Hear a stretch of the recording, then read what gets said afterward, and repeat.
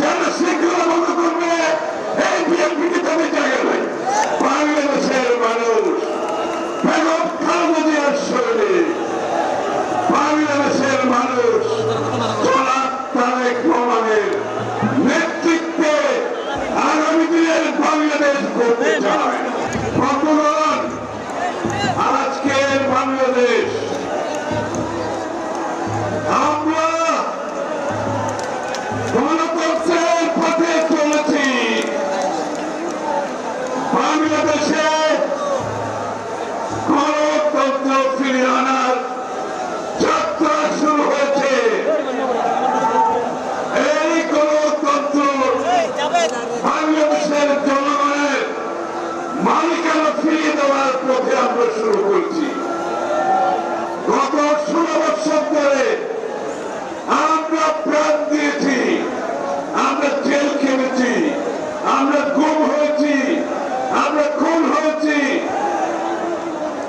বাংলাদেশের মানুষের মালিকানা ফিরিয়ে দেওয়ার জন্য আজকে এই গণতন্ত্রের অগ্রযাত্রা, বাংলাদেশের মানুষের অধিকার ফিরিয়ে দেওয়ার অগ্রযাত্রা আমরা শুরু করেছি।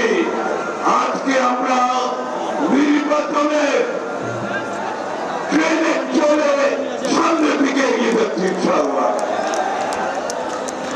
এই নির্বাচন এলাকারা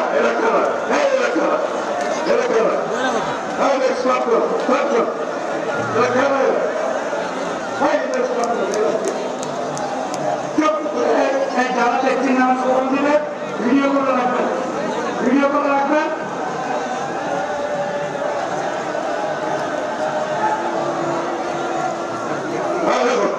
স্লোগান দরকার নেই, স্লোগান দরকার নেই, স্লোগান দরকার নেই, স্লোগান দরকার নেই। এই আমি আপনাদেরকে সুস্থভাবে বসতে বলছি, নাহলে এবার ছবি তোলো। বিএনপিতে শৃঙ্খলা ভঙ্গে, যারা শৃঙ্খলা ভঙ্গ করবে এই বিএনপিকে তাদের জায়গা নাই। বাংলাদেশের রাজনীতিতে মানুষ শৃঙ্খলা চায়। যারা শৃঙ্খলা ভঙ্গ করবে তাদের বিরুদ্ধে বিএনপি ব্যবস্থা নেবে। আমি আবার বলছি, বাংলাদেশের মানুষ এখন সুস্থ রাজনীতি চায়। বাংলাদেশের মানুষ সহনশীল রাজনীতি চায়। বাংলাদেশের মানুষ পরস্পরের প্রতি সম্মান বোধ জানিয়ে রাজনীতি করতে চায়।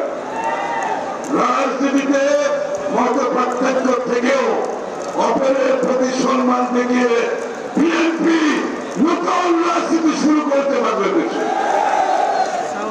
আমাদের সকলকে সেটা ধারণ করতে হবে। বন্ধুগণ, এই চুপ করো, স্লোগান দিবে না, এই স্লোগান বন্ধ করো, বন্ধ করো, বন্ধ করো স্লোগান। কয়টা বলবো স্লোগান বন্ধ করো।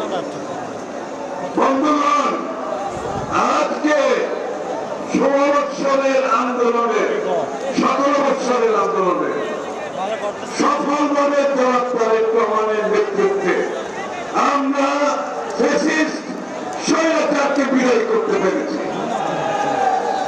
আমাদের বহু প্রাণের বিনিময়ে, বহু ত্যাগের বিনিময়ে আজকে এই জায়গায় বিএনপির নেতৃত্বে বাংলাদেশের জনগণকে নিয়ে, আমাদের সাথে অন্য দলগুলোকে সাথে নিয়ে, বাংলাদেশের মানুষকে সাথে নিয়ে আমরা সফলভাবে আবার গণতন্ত্রের ধারাবাহিকতায় চলতে শিখেছি।